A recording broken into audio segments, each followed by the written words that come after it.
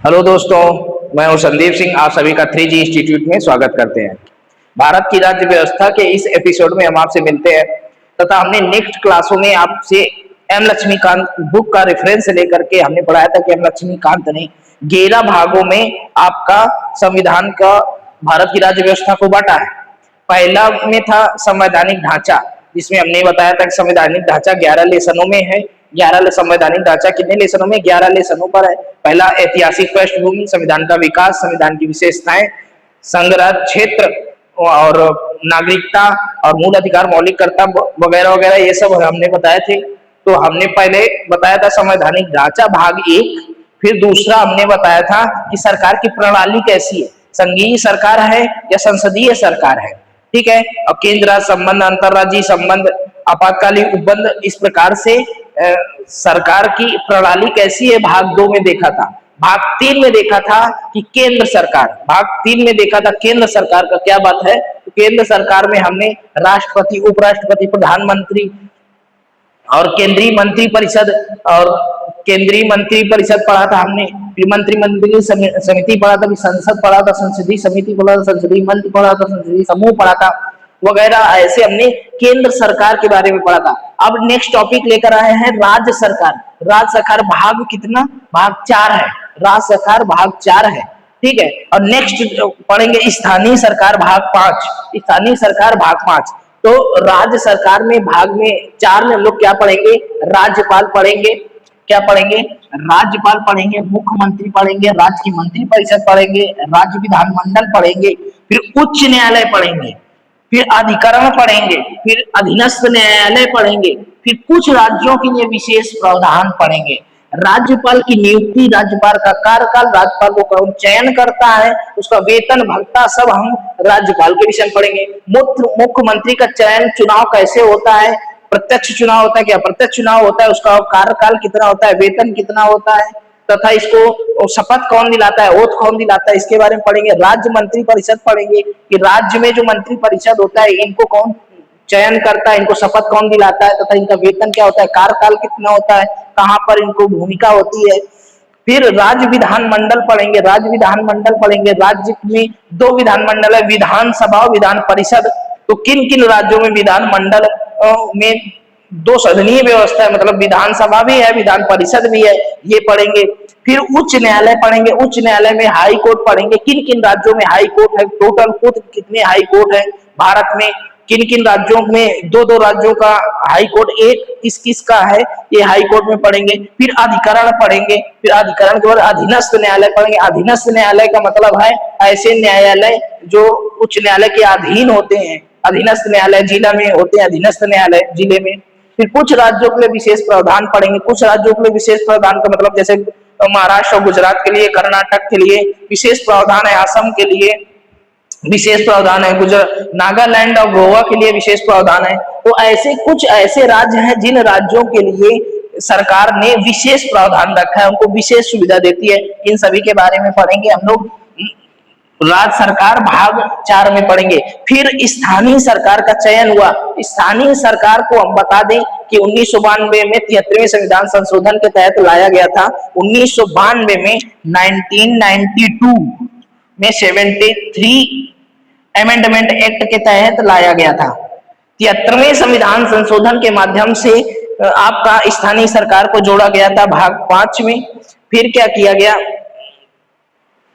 स्थानीय सरकार में हम लोग पढ़ेंगे, पहला पढ़ेंगे पंचायती राज। पंचायती राज का गठन कैसे होता है, इसका विकास कैसे हुआ, विकास कैसे हुआ, तथा नगर निगम का गठन कैसे होता है, इसके कितने पार्ट्स होते हैं, इसकी भूमिका क्या होती है, नगर में कैसी भूमिका होती है, इसको पढ़ेंगे।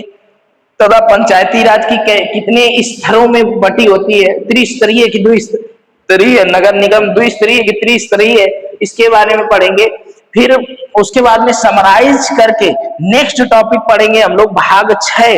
भाग 6 में जब आएंगे तब हम लोग उस पर चर्चा करेंगे। और भाग 7, भाग 8, भाग 9, भाग 10, भाग 11 ऐसे ही करके ये माइंड में बनाते चलेंगे और याद करते चलेंगे तो लक्ष्मीकांत का पूरा पाठ्यक्रम जो हमारे दिमाग में घूमेगा ना, और फिर इसके अंदर पढ़ेंगे राज्यपाल के कार्यकाल, मुख्यमंत्री कार्य, और फिर ऐसे इसी से रिलेट करके प्रधानमंत्री के कार्य, सब केंद्र सरकार राज्य सरकार मिलता जुलता सब पढ़ते जाएंगे तो हमको पढ़ने में आसानी होगी। तो नेक्स्ट पार्ट में हम लेकर आएंगे भाग 6 और भाग 7।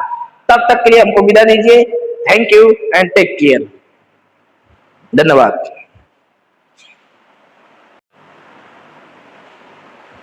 हेलो दोस्तों, मैं हूं संदीप सिंह, आप सभी का 3G इंस्टीट्यूट में स्वागत करते हैं। भारत की राज्य व्यवस्था के इस एपिसोड में हम आपसे मिलते हैं तथा हमने नेक्स्ट क्लासों में आपसे एम लक्ष्मीकांत बुक का रेफरेंस लेकर के हमने पढ़ाया था कि एम लक्ष्मीकांत ने 11 भागों में आपका संविधान का भारत की राज्य व्यवस्था को बांटा है।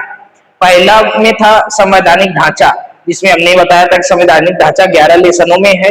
11 संवैधानिक ढांचा कितने लेसनों में? 11 लेसनों पर है। पहला ऐतिहासिक पृष्ठभूमि, संविधान का विकास, संविधान की विशेषताएं, संघराज्य क्षेत्र और नागरिकता और मूल अधिकार, मौलिक कर्तव्य वगैरह वगैरह, ये सब हमने बताए थे। तो हमने पहले बताया था संवैधानिक ढांचा भाग 1, फिर दूसरा हमने बताया था कि सरकार की प्रणाली कैसी है, संघीय सरकार है या संसदीय सरकार है, ठीक है। और केंद्र राज्य संबंध, अंतरराज्यीय संबंध, आपातकालीन उपबंध, इस प्रकार से सरकार की प्रणाली कैसी है भाग 2 में देखा था। भाग 3 में देखा था कि केंद्र सरकार, भाग 3 में देखा था केंद्र सरकार का क्या बात है। तो केंद्र सरकार में हमने राष्ट्रपति, उपराष्ट्रपति, प्रधानमंत्री और केंद्रीय मंत्री परिषद और केंद्रीय मंत्री परिषद पढ़ा था हमने, फिर मंत्रिमंडलीय समिति पढ़ा था, संसद पढ़ा था, संसदीय समिति पढ़ा था, संसदीय मंच पढ़ा था, संसदीय समूह पढ़ा था वगैरह। ऐसे हमने केंद्र सरकार के बारे में पढ़ा था। अब नेक्स्ट टॉपिक लेकर आए हैं राज्य सरकार।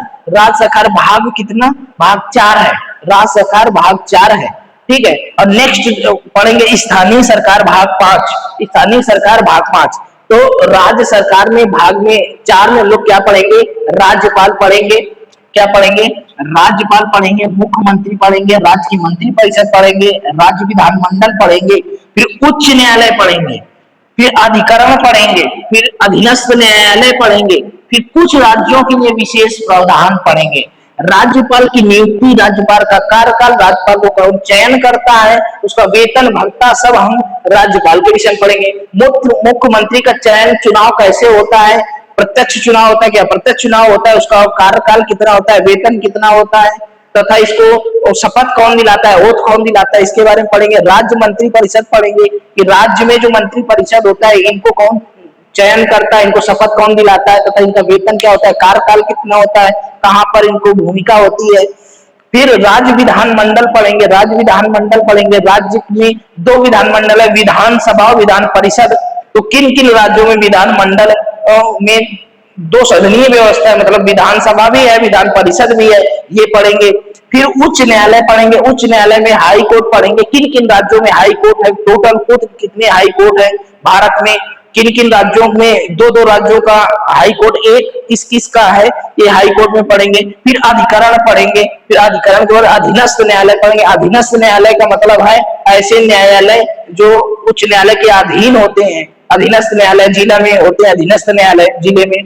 फिर कुछ राज्यों के लिए विशेष प्रावधान पढ़ेंगे। कुछ राज्यों के लिए विशेष प्रावधान का मतलब जैसे महाराष्ट्र और गुजरात के लिए, कर्नाटक के लिए विशेष प्रावधान है, असम के लिए विशेष प्रावधान है, नागालैंड और गोवा के लिए विशेष प्रावधान है। तो ऐसे कुछ ऐसे राज्य हैं जिन राज्यों के लिए सरकार ने विशेष प्रावधान रखा है, उनको विशेष सुविधा देती है।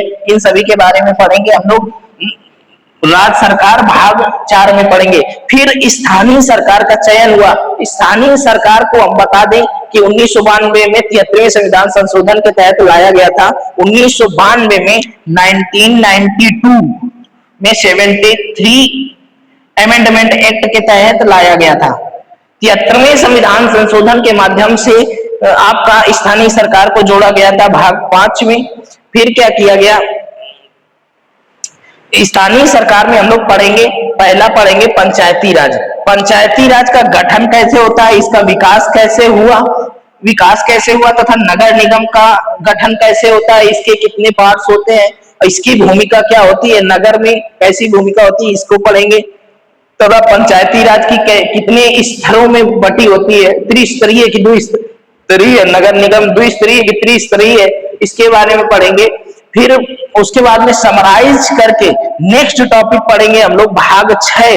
भाग 6 में जब आएंगे तब हम लोग उस पर चर्चा करेंगे, और भाग 7, भाग 8, भाग 9, भाग 10, भाग 11 ऐसे ही करके ये माइंड मैप बनाते चलेंगे और याद करते चलेंगे। तो लक्ष्मीकांत का पूरा पाठ्यक्रम जो हमारे दिमाग में घूमेगा ना, और फिर इसके अंदर पढ़ेंगे राज्यपाल के कार्यकाल, मुख्यमंत्री कार्य, और फिर ऐसे इसी से रिलेट करके प्रधानमंत्री के कार्य, सब केंद्र सरकार राज्य सरकार मिलता जुलता सब पढ़ते जाएंगे तो हमको पढ़ने में आसानी होगी। तो नेक्स्ट पार्ट में हम लेकर आएंगे भाग 6 और भाग 7।